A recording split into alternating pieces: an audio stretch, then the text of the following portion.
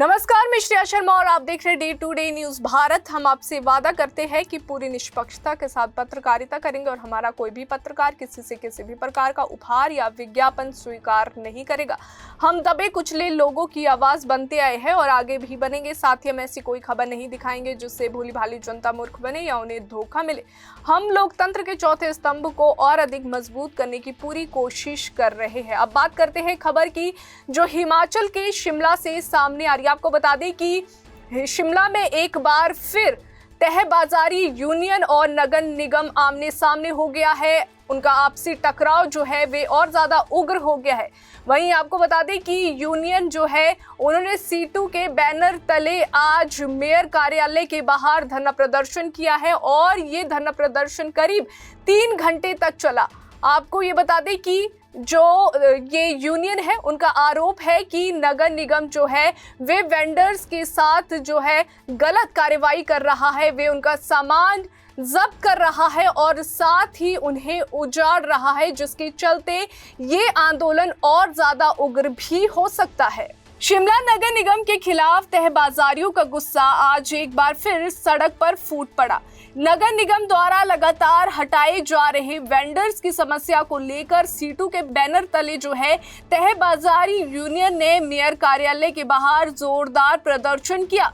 करीब 3 घंटे तक चले इस धरने में वेंडर्स ने नारेबाजी करते हुए निगम प्रशासन पर जो है मनमानी और जबरन कार्रवाई के आरोप लगाए। वेंडर्स का कहना है कि निगम बिना किसी वैकल्पिक व्यवस्था के उन्हें हटाने के साथ साथ उनका सामान भी जब्त कर रहा है। सीटू प्रदेश अध्यक्ष विजेंद्र मेहरा ने इस कार्रवाई को जो है पूर्ण रूप से अनुचित बताया है। उन्होंने आरोप लगाया है कि नगर निगम गुंडागर्दी पर उतारू है और सुप्रीम कोर्ट के आदेशों की अवहेलना कर रहा है। विजेंद्र मेहरा ने कहा कि सुप्रीम कोर्ट ने तहबाजारियों को जो है व्यवस्थित ढंग से बसाने के निर्देश दिए हैं, लेकिन नगर निगम इसके उलट उन्हें उखाड़ने का काम कर रहा है। उन्होंने कहा कि स्ट्रीट वेंडर एक्ट 2014 के तहत जो है तहबाजारियों को बैठने की जगह देना नगर निगम की जिम्मेदारी है, लेकिन इस एक्ट की पूरी तरह से अनदेखी की जा रही है।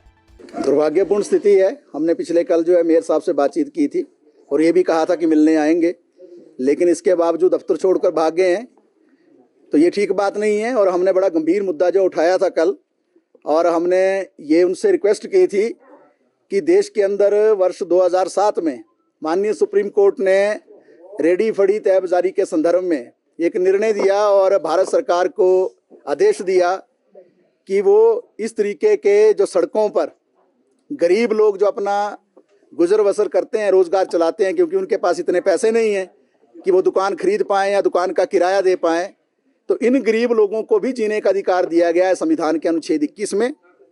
और भारत के हर नागरिक को समानता का अधिकार भी दिया गया है अच्छे तरीके से रहने का अनुच्छेद 14 में, और अनेकों और अनुच्छेद हैं जिनमें अपना व्यवसाय करने का भी अधिकार दिया गया है। तो उसी के मध्य रूप में 2007 में सुप्रीम कोर्ट ने भारत सरकार को निर्देशित किया कि उस वक्त, आज तो ये संख्या और ज़्यादा हो गई है, डबल से ज़्यादा, उस वक्त जो है 2 करोड़ के करीब लोगों का आकलन किया गया था पूरे देश में कि रेडी फड़ी तहबाजारी में जो काम करते हैं। ये संख्या आज 4 करोड़ है, और 4 करोड़ तो सिर्फ वो काम करने वाले हैं, उनका परिवार को अगर 4 से गुना कर दो तो ये 16 करोड़ के करीब लोग हैं। सुप्रीम कोर्ट ने ये कहा भारत सरकार को कि इनके लिए एक नीति बनाई जाए, कानून बनाया जाए, और एक लंबा संघर्ष सीआईटीयू का, हमारी यूनियन का, पूरे देश में रहा था, जहां हम लगातार इस कानून को बनाने की मांग कर रहे थे। और अब 2014 में 1 मई को एक कानून आया जिसको स्ट्रीट वेंडर्स एक्ट का नाम दिया गया, यानी रेडी फड़ी तहबाजारी का कानून बन गया है। कानून में साफ तौर पर लिख दिया गया है किसी रेडी फड़ी तहबाजारी को देश के अंदर उजाड़ा नहीं जा सकता है। ये शब्द लिखे है कि उजाड़ा नहीं जा सकता है, बल्कि इससे विपरीत ये भी बात लिखी है कि उजाड़ने के बजाय उनको बसाया जाएगा। लेकिन शिमला के अंदर हम क्या देखते हैं, जब से खास तौर पर ये कमिश्नर यहाँ आए हैं और जो वर्तमान नगर निगम काम कर रहा है, पिछले 2 वर्षों में शिमला के अंदर हर तहबाजारी ने इस डर को महसूस किया है कि जब भी वो अपना थोड़ा बहुत सामान लगाते हैं, आप कल्पना कीजिए कि एक व्यक्ति जो बिल्कुल 1 फुट की जगह में जो छोला कुलचा लगाता है, आपको मालूम है जो ऊपर वो पतीला रखता है कितनी जगह होती है, उनको भी उखाड़ दिया जाता है। और तरह तरह के तर्क घड़े जाते हैं कि ये नो वेंडिंग जोन है। हम ये कह रहे हैं कि जब ये कानून आया उसमें कुछ बातें स्पष्ट कर दी गई थी कि हर 5 वर्ष में तय बाजारियों के कार्ड बनेंगे, जो छूट गया उसको बाद में जोड़ा जाएगा। और ये भी कहा गया, मैं ये बात स्पष्ट करना चाहता हूँ मीडिया के माध्यम से, अक्सर शिमला के अंदर ये तर्क दिया जाता है कि यहाँ भीड़ ज़्यादा होगी तय बाजारियों के कारण और इसलिए जो इनको यहाँ से हटाना है। कानून के अंदर ये लिखा गया है कि किसी भी शहर की 2.5% जनसंख्या तक तय बाजारी रेडी फड़ी का कारोबार कर सकते हैं। तो आपको स्वयं मालूम है आज शिमला शहर की जनसंख्या कितनी है, 3 लाख से तो ज़्यादा ही होगी। तो उसके अनुसार कितना लोग यहाँ तय बाजारी का काम कर सकते हैं? 7,500 से ज़्यादा कर सकते हैं। हम ये नहीं कह रहे हैं 7,500 तय बाजारी नए आ जाएं या उनको ज़बरदस्ती ला दिया जाए, लेकिन 7,500 के बजाय जो सिर्फ 750 यहाँ काम करते हैं, उसका 10वां हिस्सा भी नहीं करते हैं, जो कानून से 10 हिस्सा कम है, उनको आप बसाने के बजाय आप उजाड़ने का काम करते हैं। हर दिन आप टीम दौड़ाते हैं आईजीएमसी में, वहाँ सामान आप जब्त कर लेते हैं, आप सामान को फेंक देते हैं, आप धक्का मुक्की करते हैं, आप जो कई बार मार पिटाई भी करते हैं, आप गाली गलौज करते हैं। और ये भी कहा जाता है कि वहाँ जो है वो स्टोव जो है वहाँ आप नहीं जला सकते हैं या हीटर नहीं लगा सकते हैं या गैस स्टोव नहीं आप चला सकते हैं। जिसने जो है अगर खाने पीने की चीज़ बेचनी है जनता को और सस्ते दाम पर बेचनी है, रेडी फड़ी तय बाजारी की खासियत क्या है? ये सस्ते दामों पर जो लोगों को सुविधाएं मुहैया करवाते हैं। इनकी अपनी भूमिका है, दुकानदारों की अपनी भूमिका है, कारोबारियों की अपनी भूमिका है, समाज के अंदर हर तबके की अपनी भूमिका है। लेकिन इनकी भूमिका को दरकिनार करके ये हमला सिर्फ तय बाजारियों पर नहीं है, ये तो लोअर बाजार में भी हम देखते हैं जो वहाँ दुकानदार हैं उन पर भी हमला किया जाता है कि आपने जो ऊपर हैंगिंग कर दी, क्या हैंगिंग कर दी, उस हैंगिंग में क्या होता है, किसी को क्या दिक्कत है? लेकिन जानबूझ के उनको भी तंग करना, तय बाजारी को भी तंग करना। और वर्तमान जो नगर निगम है ये इस तरीके के तर्क गढ़ते हैं। आपने देखा लगभग 1.5 साल से संजौली के अंदर जो हैं तय बाजारी उजाड़ दिए गए हैं, उनको काम नहीं करने दिया जा रहा है। आपने 1.5 साल पहले देखा पुराने बस स्टैंड पर जो आपको तय बाजारी नजर आते थे वो आज वहां से उखाड़ दिए गए हैं। गरीब लोग थे, उनके बच्चे तो जो है जब आए थे कमिश्नर साहब ने स्वयं देखा था, रो रहे थे और उन्होंने स्वयं कहा था कि हमारी मैडम कहते हैं कि आप फीस लाइए नहीं तो आपको स्कूल से निकाल दिया जाएगा। आपने पिछले दिनों क्या देखा लिफ्ट के अंदर, वहां जो तय बाजारी काम करते हैं, चाहे वो लिफ्ट के ऊपर थे चाहे लिफ्ट के नीचे थे, उनको वहां से उजाड़ दिया गया। इसी तरीके से पूरे शिमला शहर के अंदर कोई जगह बची नहीं है, चाहे लोअर बाजार है, चाहे राम बाजार है, चाहे आपका वीसीएस का इलाका है, चाहे आपके जितने भी इलाके हैं टूटू से लेकर समर हिल जो यूनिवर्सिटी के बाहर हैं, उनको समय पर जो उजाड़ने की कोशिश की जाती है। पूरे शिमला शहर के अंदर ये जो वातावरण चल रहा है, हम ये कह रहे हैं मेयर साहब से कि अगर आप किसी गलतफहमी में नगर निगम जी रहा है तो स्पष्ट हो जाइए। यह स्पष्ट हो जाइए कि अगर आप सुप्रीम कोर्ट के आदेशों की अवहेलना करेंगे और आप तर्क देते हो कि हाई कोर्ट का आदेश है, माननीय हाई कोर्ट के हर व्यक्ति सम्मान करता है, लेकिन सुप्रीम कोर्ट हाई कोर्ट से ऊपर होता है। सुप्रीम कोर्ट के निर्देश पर यह कानून बना है और न्यायपालिका की अपनी भूमिका है। जो कानून बनाया गया संसद के अंदर 2014 में, जिसको माननीय राष्ट्रपति ने हस्ताक्षरित किया, वो कानून एक एक व्यक्ति पर लागू होना है। आप सामान जब्त करते हैं, देते नहीं है, आप 2-2 हज़ार रुपया फाइन कर देते हैं। जिस व्यक्ति की इनकम 200 रुपये भी नहीं है दिन की, 500 रुपये नहीं, आप उसको 2,000 फाइन कैसे कर सकते हैं? तो एक गुंडागर्दी चल रही है यार, और मानकर चल रहा है ये नगर निगम कि टकराव नहीं होगा। टकराव निश्चित तौर से होगा। क्यों होगा? क्योंकि ये जीने मरने की लड़ाई है। ये मेयर और डिप्टी मेयर यहाँ हाँ बैठे हैं, हम आएंगे, वो क्यों नहीं आएंगे? हम मोर्चेबंदी पे है ना। आज हम सिर्फ कोई सांकेतिक प्रदर्शन करने थोड़ी आए हैं यहाँ। हम बैठ गए हैं, अभी तो बाहर बैठे हैं, अंदर बैठेंगे, जरूरत पड़ेगी पूरी रात भी बैठेंगे। आपको मालूम है हम ऐसे आंदोलन करते रहे हैं।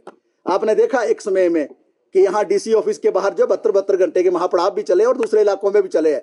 खुला ऐलान है कि अगर मेयर साहब आ जाते हैं बातचीत करने तो ठीक है, नहीं आते हैं। और मैं ये भी कहना चाहता हूँ CITU की ओर से और तय बाजारी यूनियन की ओर से, अकेले मत आना, साथ में कमिश्नर साहब को बुलाओ, जॉइंट कमिश्नर को बुलाओ। जो उनकी कारगुजारियां हैं वो जनता के सामने स्पष्ट होनी चाहिए, लगना चाहिए पता क्या कर रहे हैं वो कानून की हत्या कैसे कर सकते हैं।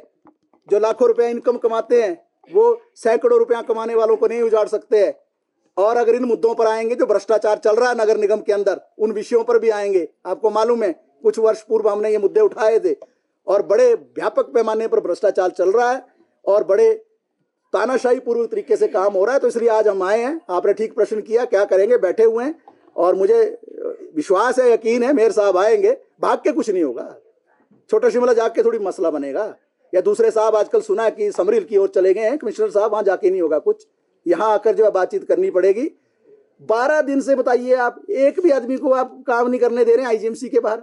साइड में रास्ते का 1 इंच भी जमीन नहीं किसी ने वो कवर की है, साइड में बैठते हैं 5 स्ट्रक्चर जो हैं। तो आपको क्या दर्द है? आप क्यों उजाड़ना चाहते हैं ऐसे लोगों को? इनके परिवार नहीं है, इनके बच्चे नहीं है, इनका फैमिली नहीं है, इन्होंने जीना नहीं है क्या? आपने ही जीना है क्या? क्या आपने ही ठेका ले रखा है जीने का? क्या बाकी लोग जो जीवित नहीं रहेंगे इस समाज के अंदर? गरीब होना क्या गुनाह है? और अगर गुनाह था तो सुप्रीम कोर्ट ने फिर क्यों नीति बनाने को कहा? क्यों भारत सरकार ने जो है कानून बनाया? सारे विषयों को लेकर आज हम आए हैं।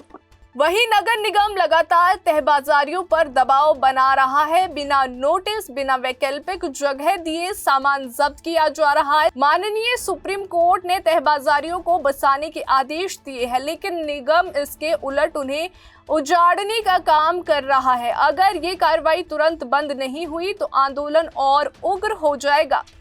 तहबाजारियों और नगर निगम के बीच जो ये टकराव है, ये क्या इसी तरह चलता रहेगा या निगम प्रशासन जो है वे बातचीत के लिए आगे आएगी?